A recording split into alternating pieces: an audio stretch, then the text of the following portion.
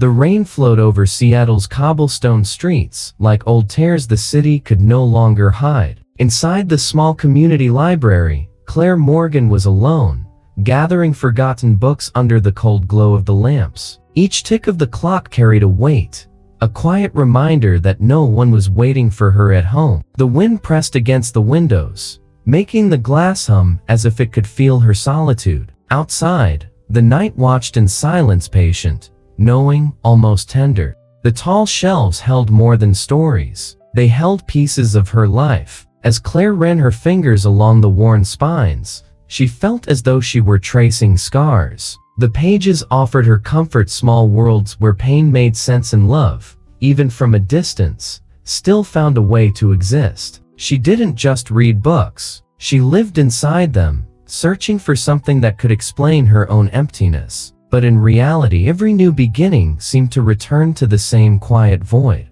Beyond the fog, Capitol Hill slept. The library stood like a small island of light adrift in darkness, and Claire found peace in that. She liked being unseen. Invisibility felt safe. No one judged her, no one expected anything. Only the silence stayed with her, speaking all the words the world had forgotten. When thunder rumbled far away, a strange shiver passed through her chest, as if the sound carried a warning that something was about to change. The city outside moved fast and without mercy. Cars splashed through puddles, their headlights slicing through the rain like fleeting memories. From behind the glass, Claire watched the world pass her by, feeling the thin barrier between her life and everyone else's. The rain fell harder, and the scent of damp paper mingled with the faint perfume of dying flowers. It was the kind of night when people either vanished or were found.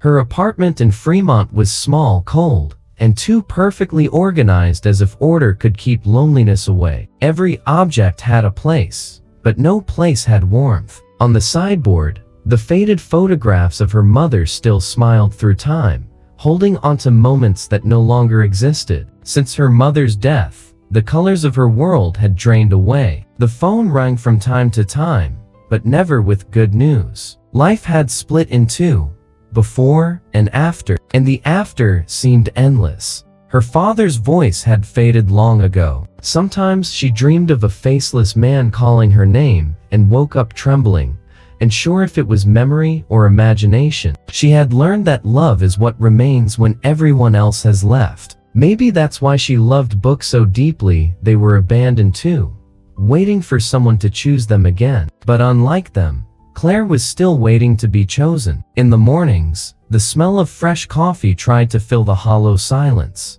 At night, the rain returned to remind her that time doesn't heal. It simply teaches you how to live with what hurts. She moved through her days quietly, following the same routines, careful not to stir the ache inside her. Each gesture was an act of survival. Each day, a fragile echo of the one before, until something or someone decided to break the silence. To the people in her neighborhood, she was just the girl from the library. None of them knew about the sorrow behind her calm eyes, the pain of losing too much, too soon, and the habit of trusting silence more than hope. But fate has a way of stirring even the stillest hearts. And somewhere in that restless city, beneath the unending rain, something was waiting, something that would wake Claire Morgan, whether she was ready or not. At the top of the hill, the lights of Seattle shimmered against the glass of her apartment like stars trapped between buildings. Claire watched them from the window,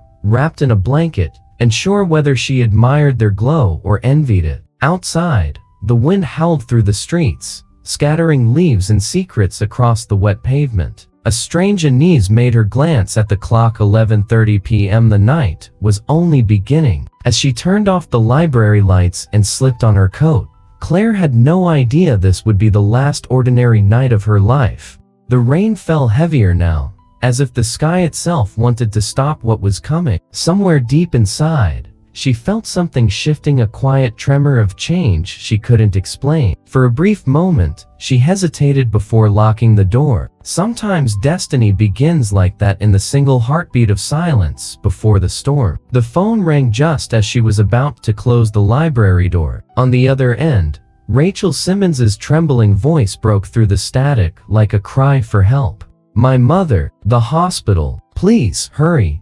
Before Claire could respond, the line went dead. The rain pounded against the windows, and a burst of thunder rolled across the sky, confirming what she already sensed: this would not be just another night. A chill ran down her spine, and it wasn't from the cold. She looked out at the empty street, the wet asphalt glimmering under the flicker of old lamps. No taxis, no buses, only the constant sound of rain and the distant hum of tires somewhere far away. Without thinking, Claire pulled up her hood and stepped into the downpour. Each step was a small act of defiance against the wind, against the fear, against whatever fate was waiting for her beyond the shadows. The streetlights flickered, pulsing as if the city itself were breathing unevenly. Claire tried to focus on the sidewalk, but her heart was racing faster with every corner she turned. The hospital was just over 2 miles away, a short walk for the body, but endless for a soul trapped in panic. The rain soaked through her coat,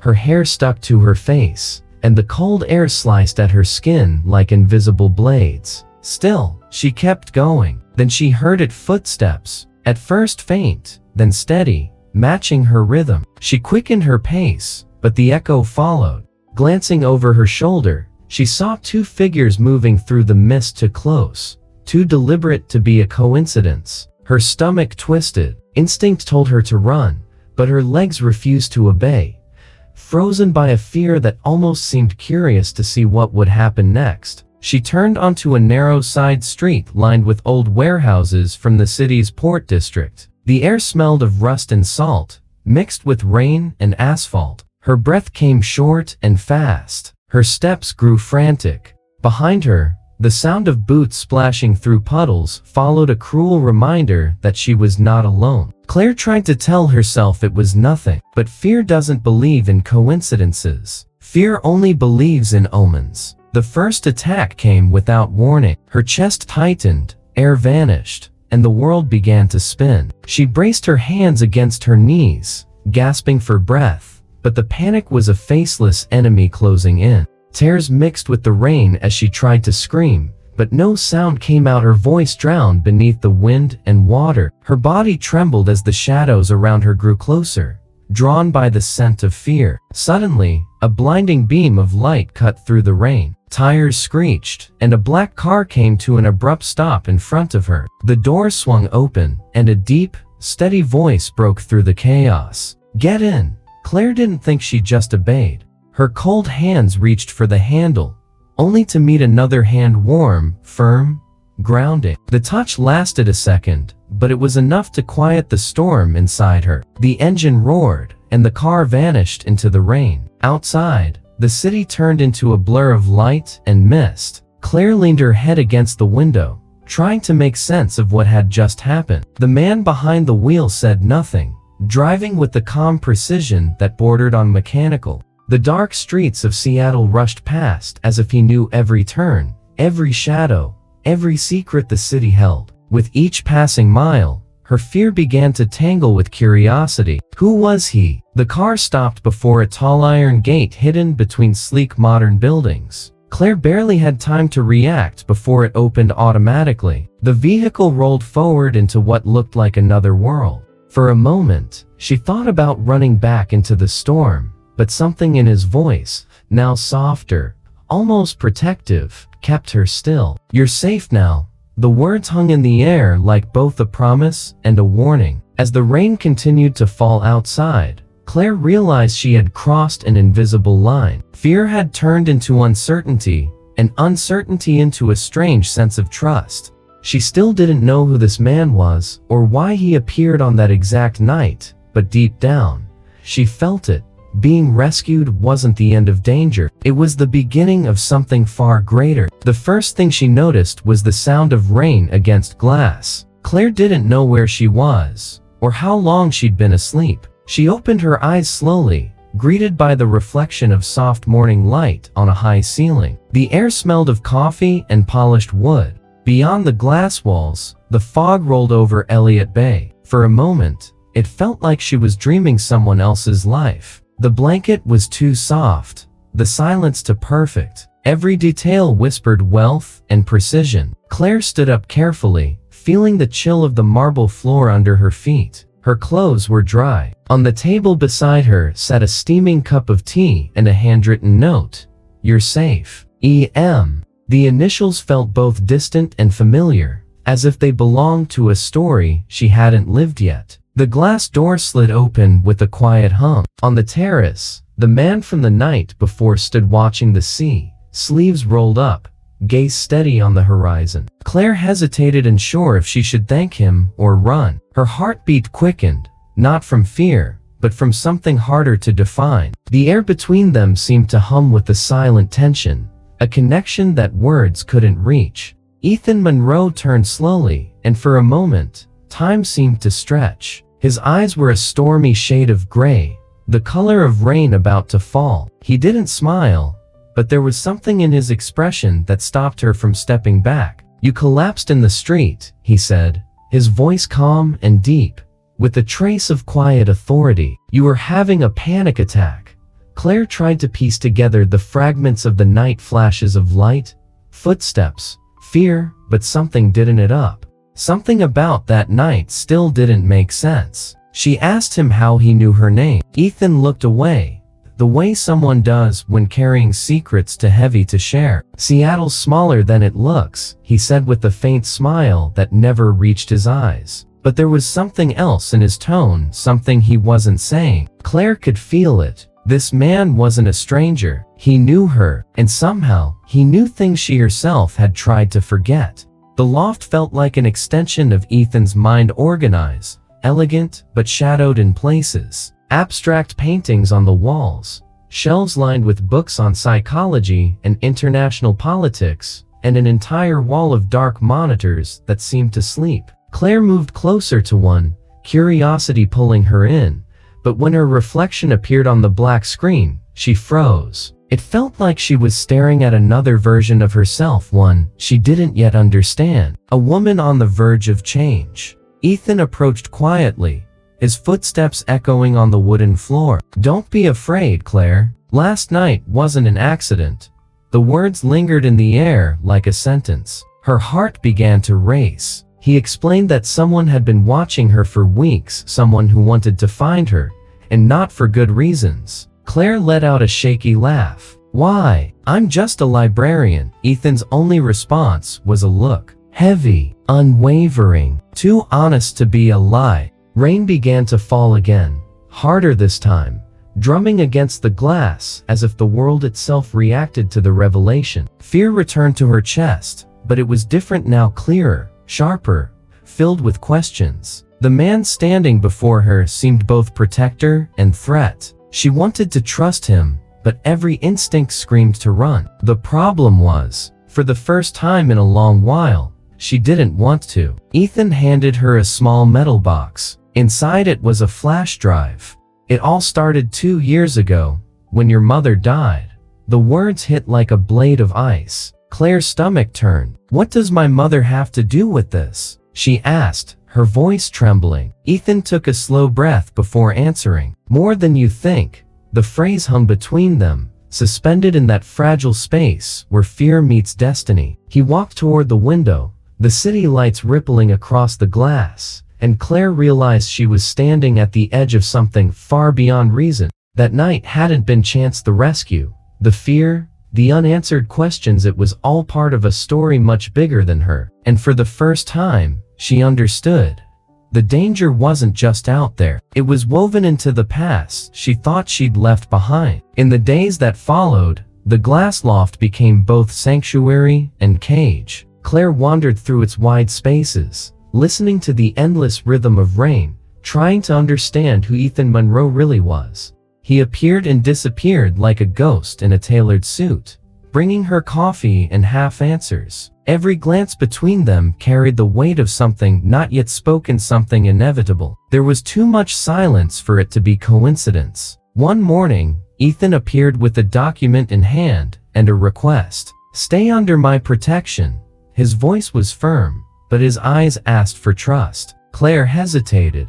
She'd never been one to depend on anyone, but there was something about him, something that felt less like control and more like safety. He spoke of threats, of old families, of a quiet war fought in the shadows of power, and somehow, impossibly, she was part of it. Jason Hale showed up the next day, a man of few words, with an unreadable expression and unmistakable loyalty. He was the one who installed the cameras, the alarms, the digital locks. His presence was constant but quiet, like a shadow that guarded without intruding. Claire tried to keep her routine at the library, pretending that life was still normal. Yet, even there among the quiet aisles that once felt like her sanctuary, the danger followed. It had simply changed shape. Ethan began visiting more often, sometimes just to walk beside her under the same umbrella, other times to stand silently nearby while she cataloged books, as if nothing around them had changed.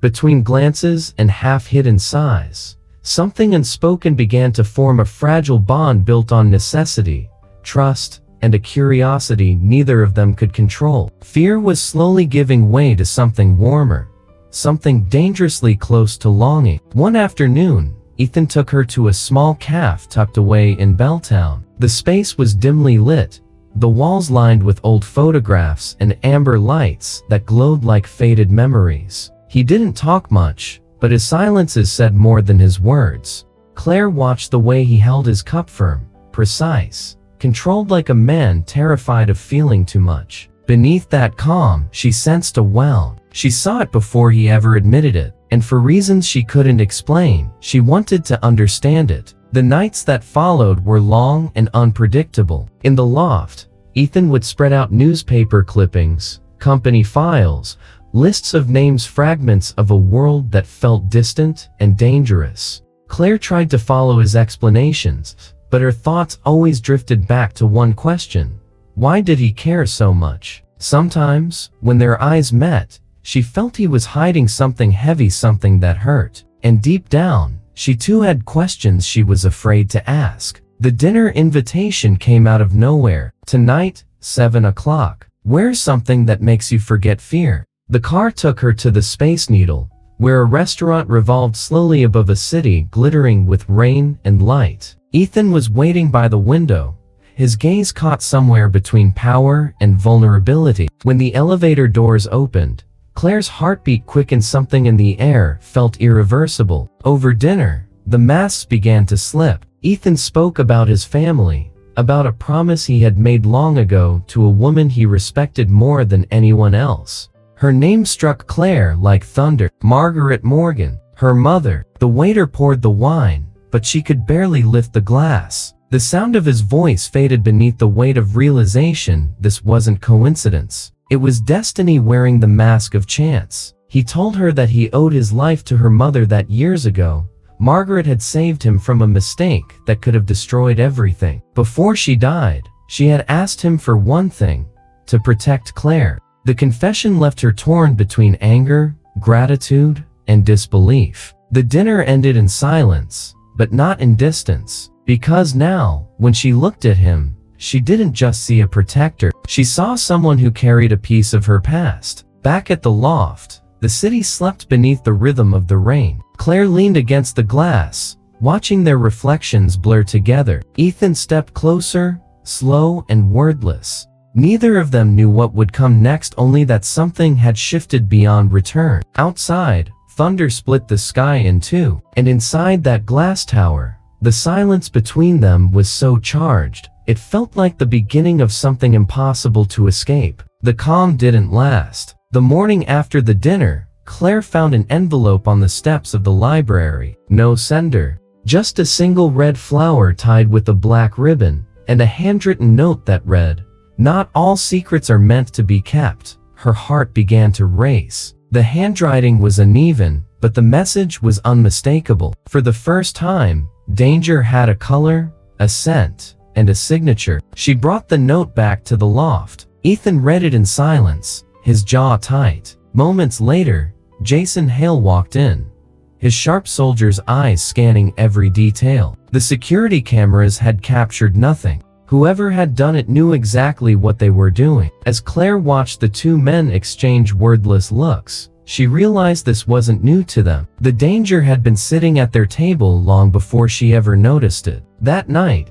Ethan reinforced the library's security new locks, hidden cameras, alarms in every corner. "No one touches you, Claire," he said, his tone more like a vow than a warning. But behind that firmness was something heavier: guilt. As if he knew the fear now circling her life was something he had brought with him. Claire said nothing. She only watched their reflection in the glass, two people bound by the same shadow. The days that followed grew heavier. The library, once her sanctuary, now felt like a stage set for something unseen. A misplaced book. A window left open when she swore she'd closed it. The phone ringing, followed by silence. Small things, subtle, but enough to chip away at her fragile calm. Between the shelves, she began to feel eyes on her. Not from cameras, from someone alive. Watching, waiting. One night, Rachel appeared pale and trembling. She said she needed to talk. "Someone came to me, said they knew about you." The name that followed froze Ethan in place. Richard Keller. Claire had never heard it before, but the look in Ethan's eyes said everything. It was the kind of name that came with ghosts. And in that moment, she understood the flower and the note were only the beginning. Ethan explained. Keller was an old rival, a man who had lost everything because of a decision made years ago, one that involved Claire's mother. Fear turned to anger. "So that's why he's after me? Because of something she did?" Ethan shook his head slowly. "No, because of something I did." The confession made him human and dangerous. For both of them. The next morning, Jason found a strange mark carved into the side of Claire's car. The same red flower, etched with a blade. A message. Ethan ordered the car reinforced. Routes changed. Calls traced. But Claire knew the truth. The real threat wasn't outside. It was already inside, hidden among those she trusted. And Rachel's growing nervousness made that painfully clear. While Ethan tried to control the situation, Claire searched for meaning in the fragments left behind. She remembered her mother's words about men who trade in souls and alliances that cost too much. Now, every memory felt like a clue she'd overlooked. The life she thought was simple had become an extension of old promises, the kind that never really die. And the cruelest part was that, even knowing the truth, she didn't want to walk away. Because between fear and love, she had already made her choice, even if she couldn't yet say it out loud. That night, the library was broken into. Nothing was stolen, nothing damaged except for the missing note from the bulletin board and a new message left on the floor. "You should have stayed in the shadows." The security footage showed nothing but static. Claire sat on the cold tile, listening to the sound of her own breath, heavy and uneven. When Ethan arrived, he found her frozen, staring into nothing. The look in her eyes said everything. This was no longer a threat. It was personal. The rain returned, relentless, as if the sky itself understood what was coming. Ethan stood by the window, trying to mask his fear beneath the facade of control. Jason combed through reports, his jaw tight, while Rachel wept quietly in the hallway. And in the middle of it all, Claire sat in silence, gripping the note in her trembling hands. Outside, Seattle slept, but inside that glass loft, something had awakened, something none of them could stop. The next morning, the rain was thin but heavy on her heart. Claire walked through the library in silence, every step echoing in her chest. The flowers had been removed, the cameras replaced, but the fear lingered unseen, constant. Rachel never showed up for her shift. At 9:30 a.m., the phone rang. On the other end, a shaking voice. "Claire, we need to talk." They met at the cafe where laughter once came easily back when life still felt light. But now, laughter had been replaced by swollen eyes and hands that couldn't keep still. Rachel arrived first, her guilt visible before she even spoke. An envelope sat in her purse, heavy with truth. When Claire took a seat across from her, time seemed to stop. The silence between them was so thick, it felt sacred or doomed. Then Rachel began to cry. "They forced me," she said between sobs. "I didn't want to, Claire. I swear I didn't." Each word shattered like glass against the floor. Claire said nothing. She only watched, her face still, but her chest collapsing inward. It wasn't anger that filled her, it was a grief so old it felt familiar. Rachel opened the envelope, revealing papers, recordings, and messages, proof that she had been feeding Keller information. Information about Claire. Claire wanted to scream, but her body refused. Her hands trembled, her stomach twisted, her breath came in broken gasps. "Why?" she finally whispered. Rachel lowered her head. "My mom's medical bills. They promised to pay them." Was cruel. It was human, and it hurt precisely because Claire understood. She knew what it meant to lose, to kneel before desperation. But understanding didn't make the betrayal any softer. Around them, the cafe blurred into background noise, cups clinking, doors closing, voices blending into a hum. None of it mattered. Only two women remained, trapped between guilt and heartbreak. Claire stood up slowly. No shouting, no accusations. Just silence, the kind that carries everything that will never be said. Rachel reached for her hand, but Claire pulled away. The gesture was small, but it ended something vast. That night, the loft felt colder than ever. Ethan saw it in her eyes before she spoke. He didn't need to ask what had happened, he already knew. "She confessed," he said plainly. "Rachel was being used. Keller's had her under his control for months." Claire met his gaze, searching for anger, but finding only exhaustion. "You knew?" she asked quietly. Ethan hesitated just for half a second, but it was enough. Enough to turn weariness into doubt. His answer was short. "I knew, but I couldn't tell you." The world tilted, and the floor seemed to vanish beneath her feet. Claire stepped back, as if the air between them had turned toxic. "You thought keeping me in the dark was protecting me?" she said, her voice trembling. Ethan took a step toward her, but she retreated again. It was that old fear resurfacing, the fear of being left blind by the very people who promised to keep her safe. Her eyes filled with tears, but she didn't cry. "You're just like the rest," she whispered, voice soft but sharp enough to cut. "You call it protection, but it's just another kind of prison." Ethan said nothing, taking the blow in silence. He knew she was right.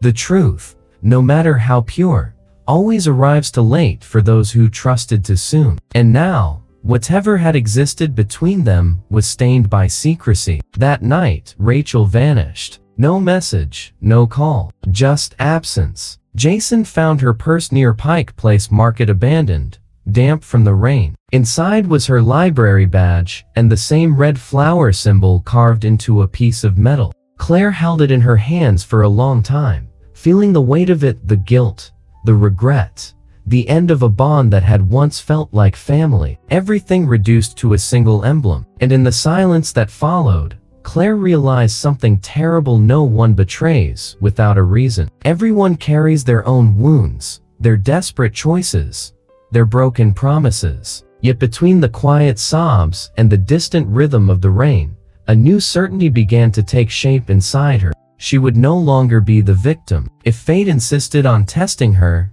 this time she would write the rules. And that decision would mark the beginning of something unstoppable. The loft was silent, but not peacefully so. It was the kind of silence that cuts heavy, full of unspoken words. Claire stood before the window, the city lights flickering across the glass like reflections of a fractured heart. Ethan entered, his footsteps slow, his eyes fixed on her. Neither spoke. Only the rain outside dared to fill the space between them. The air felt charged, thick with truths on the verge of breaking. "You knew everything," she said at last, her voice cold and steady. "You knew from the beginning, and you let me believe I was safe." Ethan exhaled, trying to find words that wouldn't make things worse. "I wanted to protect you." She let out a soft, bitter laugh that sounded more like a sob. "Protect me from what?" "The truth." Every word was a wound she refused to hide. And for a moment, he couldn't answer. Ethan stepped closer, carefully, as though the floor were glass. "Your mother asked me to," he said quietly. Claire turned, her face hardening, her eyes glistening. "Don't use her name to justify your lies." He stopped just a few steps away. "She knew the danger would return. She made me promise to keep you safe if it did. The silence that followed was thick enough to breathe.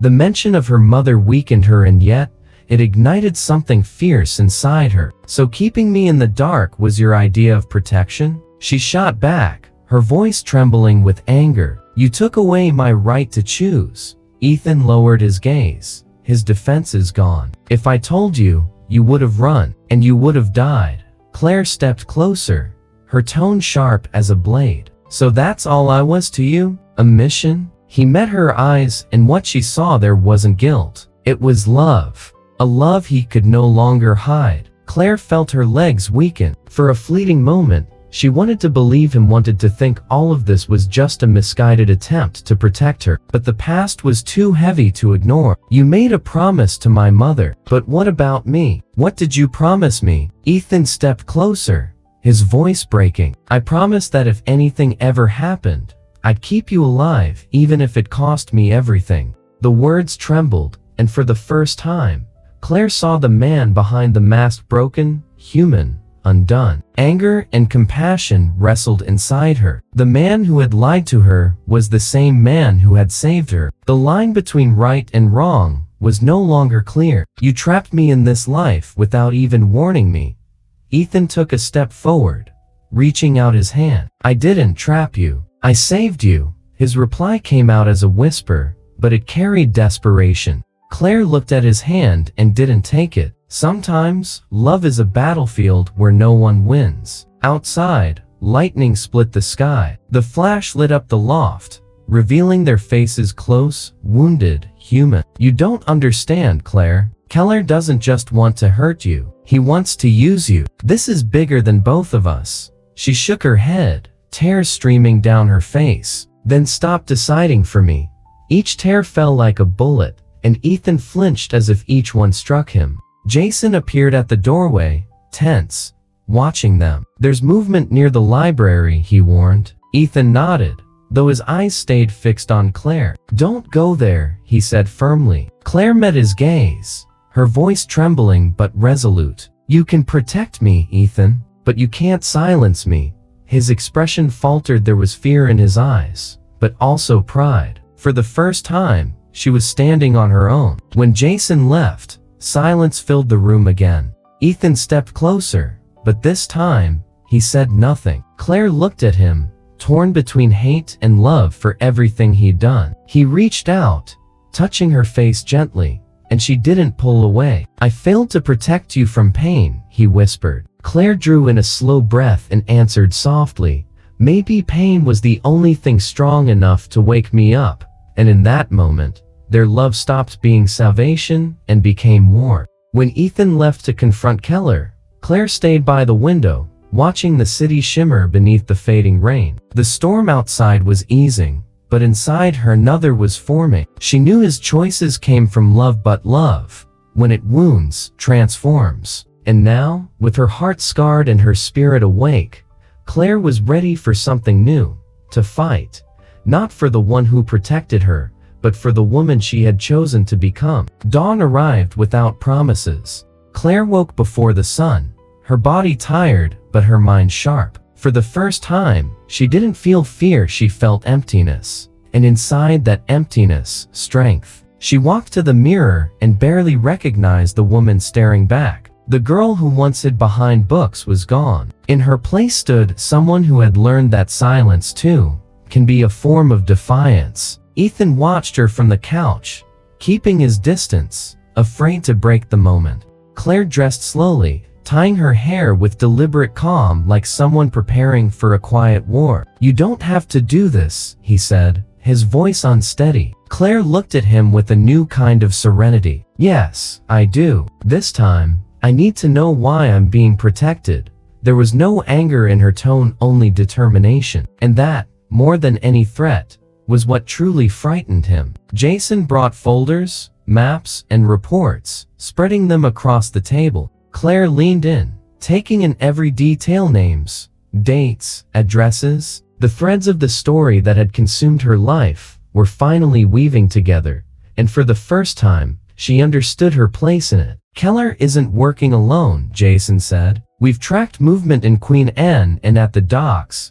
Claire nodded, her focus sharp. Ethan tried to speak, to guide, but it was clear he wasn't the one leading anymore. The command of that room now belonged to her. The plan came together piece by piece. Watch, analyze, uncover who had been feeding Keller information. Claire insisted on going back to the library. He'll return there. That's where it all began, and objected immediately, but she stood firm. If he's hunting me, then he can find me where I choose to stand. For a moment, something softened in his expression. Her resolve reminded him of someone, Margaret Morgan. The same fire in her eyes, the same defiance that refused to bow to fear. On the drive through the city, everything looked different. The wet streets shimmered under the pale morning light, the buildings and intersections now sharp with meaning. Claire gazed out the window, memorizing every corner. She no longer felt like a prisoner of her own story, she was its author now. The fear was still there, but it had changed form. It wasn't an anchor anymore, it was fuel.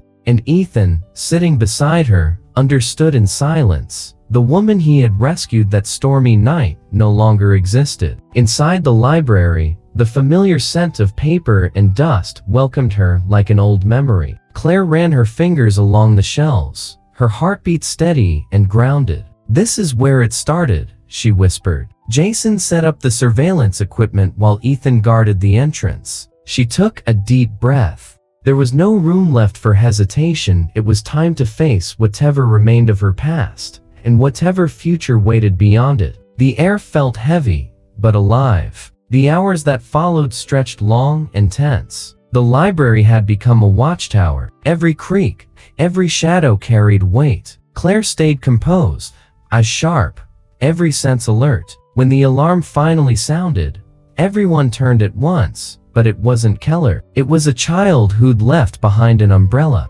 Claire let out a quiet laugh, the first in days. For a brief, fleeting second, fear loosened its grip. And in that second, she understood something vital. Courage isn't the absence of fear, it's the choice to keep moving, even when your hands are shaking. That night, back at the loft, the team gathered again. This time, Claire spoke and everyone listened. They discussed routes, intercepted messages, possible traps. Ethan stood back, watching her lead. Every word, every plan she laid out filled him with a quiet awe. The woman who once hid behind others was now commanding her own war. And when their eyes met, there was no trace of dependency, only equality. For the first time, they stood side by side. Jason projected a map onto the glass wall. Red markers blinked across the most remote parts of Seattle. "These are Keller's warehouses," he said. Claire stepped closer, tracing the glowing points with her fingertips. "Then that's where he'll be." The silence that followed was thick and electric. Ethan stepped forward. "If we go, there's no turning back."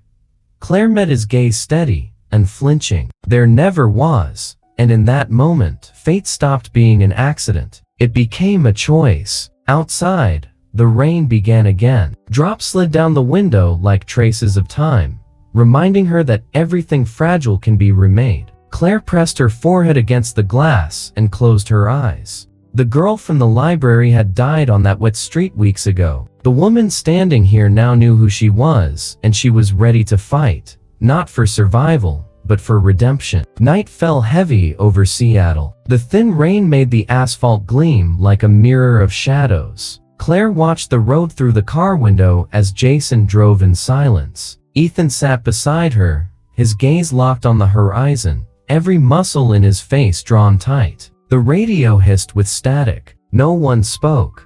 They all knew this wasn't a journey home, it was the road to the end. The coordinates led them to an old, abandoned botanical garden on the city's edge. A forgotten greenhouse, its glass shattered and its vines dry and tangled. That was where Keller was waiting. Claire's heartbeat quickened, but the fear had changed now. It carried the taste of courage. When the car stopped, the sound of the rain blended with the faint echo of footsteps. They were being watched.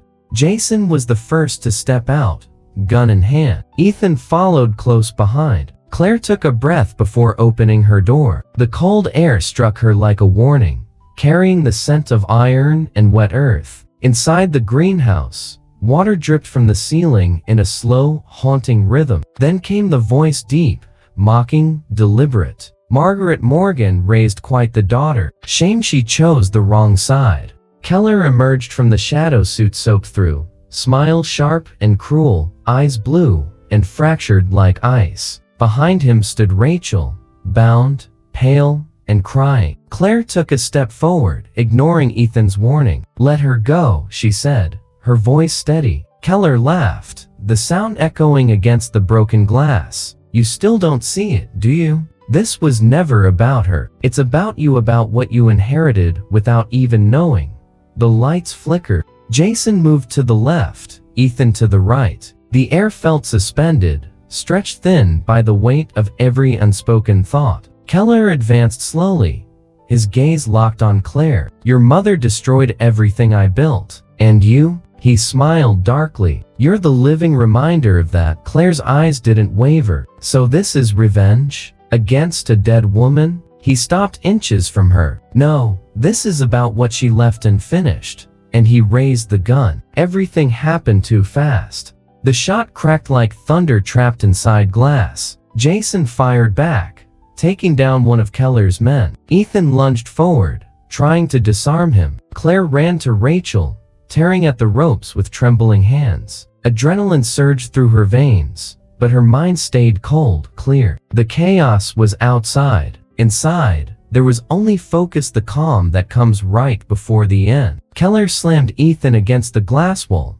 the impact shattering the air. "You should have left her in the shadows," he shouted, raising his gun again. Claire turned. Time slowed. She saw the weapon, saw the fear reflected in Ethan's eyes, and made her choice. She charged forward, knocking over a stack of metal crates. The gun fired, but the bullet struck the ceiling. The glass above them exploded, crashing down like a rain of blades. The sound faded into silence. Keller lay on the ground, his face cut by shards of glass and streaks of blood.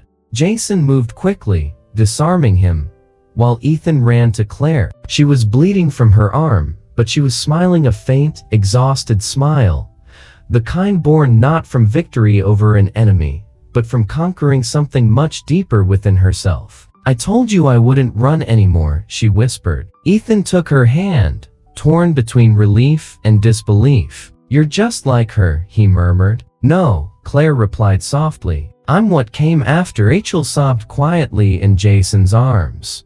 Outside, the wail of sirens cut through the storm, echoing through the broken glass. The city was waking up, the world beginning to move again. Keller, unconscious, would be taken away. But for Claire, it wasn't over. This wasn't an ending, it was closure, a farewell to everything she used to be. The girl from the library had survived, and the woman standing there finally understood why. As dawn rose, the team left in silence.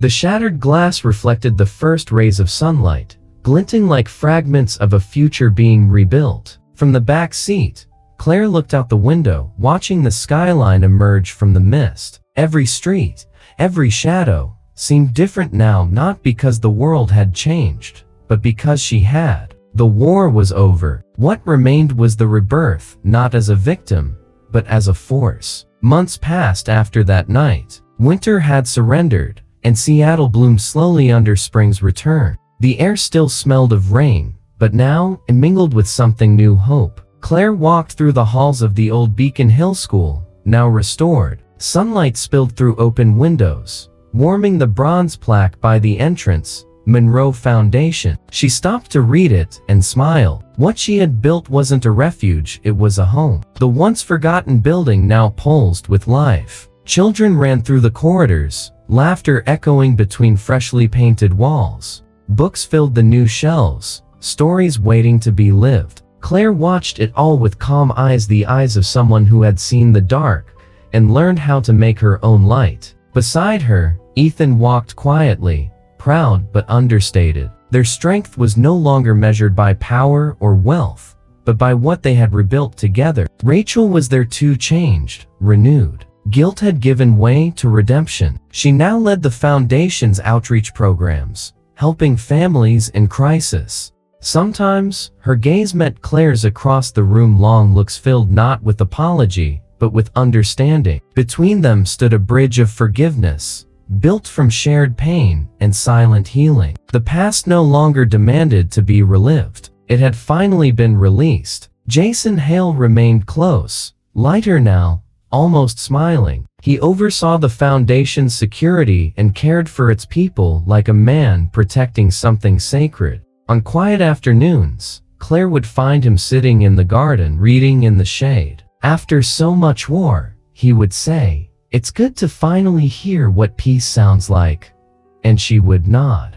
Because peace, she had learned, isn't the absence of danger, it's knowing who you are when danger returns. Ethan and Claire became the heart of something larger than either had imagined. Together, they rebuilt what fear had tried to destroy. Their love wasn't born in comfort, but in the storm, a quiet, enduring love forged through pain and persistence. Sometimes, he would watch her from across the room, saying nothing, and she understood. Every look from him was a reminder that even chaos, when faced with courage, can create something pure. The nights still brought dreams. Sometimes, she relived the greenhouse, the sound of shattering glass, the rain seeping through the holes in the ceiling. But now, when she woke, she didn't feel despair. She felt alive. Ethan lay beside her, warm, steady, his heartbeat a quiet reminder of everything they'd survived from the shadows to the dawn. Fear no longer had a place between them, only purpose. On the main wall of the Foundation,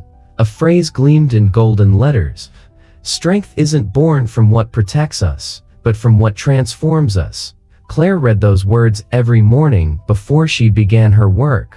They were her reminder of everything she'd endured, everything she'd lost, and everything she'd rebuilt. Each tear, sleepless night, each storm had brought her here. And now, every smile she saw was proof that love, even wounded, even imperfect, is still the most powerful weapon there is. By late afternoon, sunlight streamed through the stained glass windows, painting the floor in shades of gold. Claire stopped in the center of the hall and placed her hand gently over her belly. The baby would be coming soon. Lily Monroe, a new name, a new beginning. She'll be born into a different world, Ethan said, stepping close. Claire smiled. She'll be born into the world we built. And for the first time, she truly believed it. Outside, the city moved to its usual rhythm: traffic, noise, the promise of more rain. But inside that restored school, there was something the world rarely offered: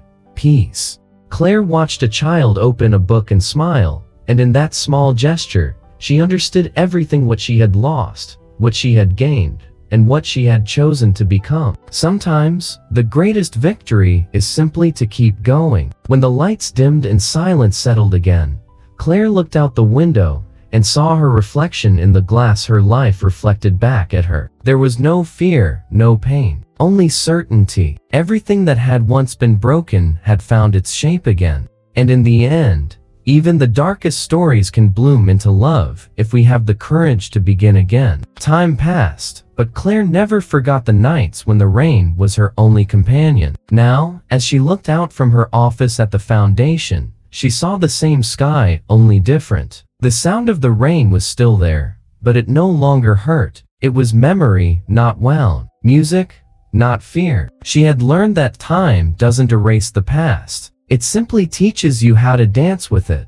News of Richard Keller had long since disappeared from the headlines, like all things that once haunt the world before fading into silence. Yet within her, the echo of that story remained, not as trauma, but as wisdom. Every wrong turn, every loss, every scar had become part of the mosaic of who she was now. And when Claire stood before the mirror, she no longer saw a survivor, she saw a woman who had chosen to live. Ethan entered the office, his calm presence filling the room. He had learned to respect her silences, just as she had learned to trust his. Between them, there were no promises, no demands, only presence. Sometimes, a single look was enough to remember everything they had endured together. Their love wasn't made of words, but of pauses, and within those pauses, the whole world fit. Because true love doesn't need to ask, it simply stays. Rachel came in a few minutes later, carrying reports and laughing softly, lighter,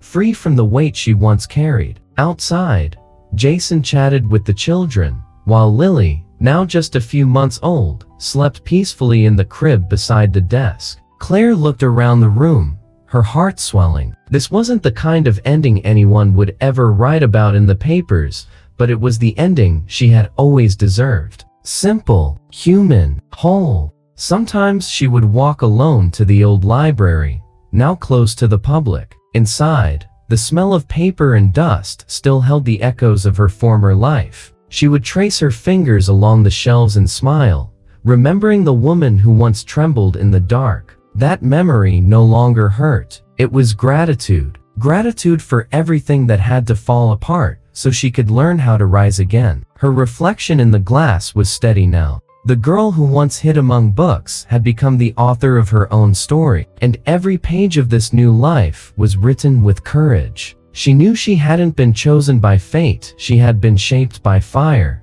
refined by pain, transformed by love. She was living proof that even the quietest souls can leave echoes strong enough to change the world. On the foundation's main wall hung a photograph.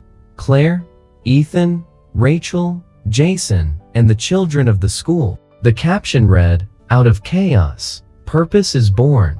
She looked at that picture every day, reminding herself that every tragedy can be the beginning of redemption. There is no light without shadow, and she had learned to embrace both. At night, the wind moved softly through the halls while the city slept beneath the same sky that had once felt hostile. Claire would step into the courtyard and watch the stars reflected in the puddles left by the rain. The past still existed, but now, it was only part of the scenery. She took a deep breath, letting the cool air touch her face. She was at peace, and for the first time, she truly believed she deserved it. From the top floor of the renovated school, the city lights looked closer. Each one represented a life, a struggle, new beginning, and she knew hers was just one among thousands. But what set her apart was simple. She didn't give up when everything told her to. She had learned that love for herself, for others, for life is what keeps the heart beating, even in the middle of the storm. And so, between laughter, memories, and promises, Claire finally understood what her mother had meant when she whispered in her final days, "One day, you'll turn your pain into shelter for others." She did exactly that. She became shelter. She became hope. And as dawn painted the sky over Seattle in gold, Claire Morgan, daughter of rain and courage, smiled. Because at last, she was whole. What did you think of this story? Leave your comment, and if you love emotional stories about romance and second chances, subscribe to the channel and turn on the notifications so you don't miss what's coming next.